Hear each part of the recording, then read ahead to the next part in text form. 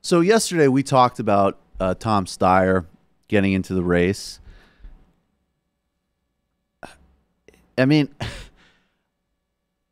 I think stylistically, one of the reasons that it's so maddening is he actually does. I mean, he really does. I didn't think of it yesterday on this show, but when we were talking about last night on TMBS, he does remind me of Marty Funkhauser in Curb Your Enthusiasm, and that actually, in a way, he has a likability that none of the other sort of equivalents in his lane remotely possess. Right, like Howard Schultz.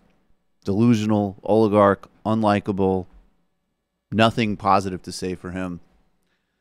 Steyer seems like kind of I mean, the out-of-touch boomer liberal on steroids that have been banned in the United States, right? Like, but that actually adds to how maddening it is, because it's like, in Schultz's case, there's oligarchy, there's delusion, and then there's the fact that this really is just a self-interested class warrior fighting to protect a position that he thinks is under attack. Tom Steyer is coming out in his announcement yesterday and basically saying, oh no, I'm not just a delusional hedge fund billionaire. I am the progressive champion. Which, and on some level, I think he actually believes that. Bernie Sanders was asked about this by Andrea Mitchell yesterday, and I think he spoke for a lot of us in terms of not just his feelings about Steyer, but really the whole systemic problem that Tom Steyer's candidacy represents. And we have a new candidate in the race, Tom Steyer, the billionaire who's made a cause of impeachment. What do you think about him entering the race with all of his money? Well, I have known Tom for a number of years, and I like Tom personally. But I do have to say, as somebody who in this campaign has received 2 million campaign contributions, averaging, I believe, $19 a person, I am a bit tired of seeing billionaires trying to buy political power. So I like Tom. He is a good guy. He's a friend of mine. But I'm not a great fan of billionaires getting involved in the political process. So he should not be taken seriously as a candidate, you think?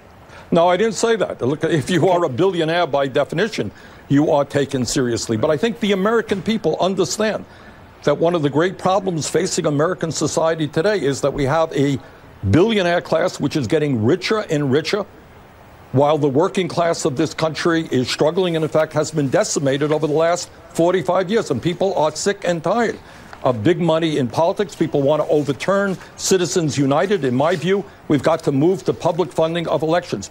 Billionaires, and this is not just Tom Steyer, billionaires should not be able to spend unlimited sums of money trying to buy elections. Well, I mean, of course, he's absolutely right. And the only possible upside from people like Steyer running is to make exactly that point about the systemic challenge, the systemic problem, the systemic undermining of democracy that having that level of wealth creates inherently. No matter how well-intentioned you are, no matter how much you think you're a nice person, no matter how much you might even be on the right side of some important issues. And then, of course, the other thing with Steyer, and I really would recommend that in a respectful way. It does not have to be super sarcastic or polemical, but you can be responding to all of the social media accounts with like, hey, hey, Tom, thanks for your interest. Here's a great project that would be way more helpful than you running for president. Here's something on gerrymandering. Here's something on local elections. Here's something on state court races. Here's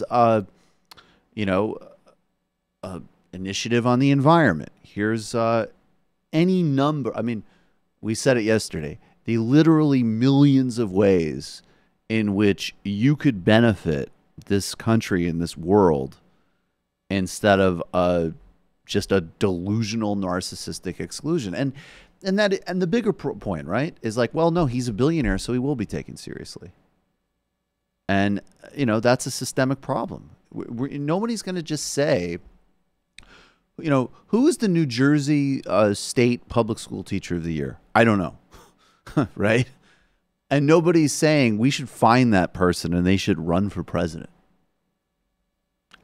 I don't think it's such a disanalogy at all. I mean, there's no reason why in any healthy, functioning society, why that background would be an automatic launching point of a presidential campaign. This is what billionaires running for office sounds like. I alone can fix it. That's exactly right. That's right. And that is the through line of the demagogue, the clown fascist, of the Starbucks delusion, and Steyer too. Because at the end of the day, I'm the one who can magically do this stuff, even though I have no experience, no context, no grassroots base. Well, why? No coalition, no organic anything. Well, I have money, and that sort of magically confers competence. Now, we're going to play one more Bernie clip before we get to the interview, because this was actually another thing that was incredibly important yesterday, an announcement that Bernie Sanders and AOC are teaming up to introduce a climate emergency in Congress. Climate is, in fact, an emergency. There is a global ecological crisis. And this is the type of energy that's going to need to be harnessed in and outside of Congress to really make the aggressive interventions that are necessary. And, of course, this is some pretty good vintage. I don't know whether he's outside of D.C. or maybe he's in Burlington, but Bernie threw on the polo. It's a nice day. It's a nice day. Enjoying myself with my smoothie. No, that's not a smoothie. Chilling in Cedar Rapids. All right, let's check this out. This morning I introduced legislation in the Senate declaring that climate change is a national emergency. Similar legislation was introduced in the House by Representative Blumhauer and Alexandria Ocasio-Cortez. Anybody who does not appreciate that climate change is a not only national emergency, but a global emergency really does not understand what's going on. And what the scientific community has told us is that we have all of 12 years in order to transform our energy system away from fossil fuel to energy efficiency and sustainable energy, or there will be irreparable damage done to this planet. Our job right now is to have the courage to take on the fossil fuel industry, who make billions and billions of dollars every single year destroying our planet. To take them on and, in fact, to transform our energy system away from fossil fuel to energy efficiency and sustainable energy. This is a national emergency. The future of the planet is hanging on our decision about moving forward. Let's go forward together. Thank you. I also, I love the consistency that every single message is really defined by the basic conflict and the stakes. The conflict of the stakes is the fossil fuel industry, their asymmetry of their power relative to the rest of the process. Until that's corrected, you're not going to have serious action on this, regardless of the scientific conversation, regardless of even really effective and necessary public persuasion. Fundamentally, if you don't take on that concentration of power, you are not going to have the necessary action that's required at all. And I would say just one other thing, too, that with regards to the broader conversation about climate and why it's not just sufficient to sort of argue about whether or not you, quote unquote, accept the science.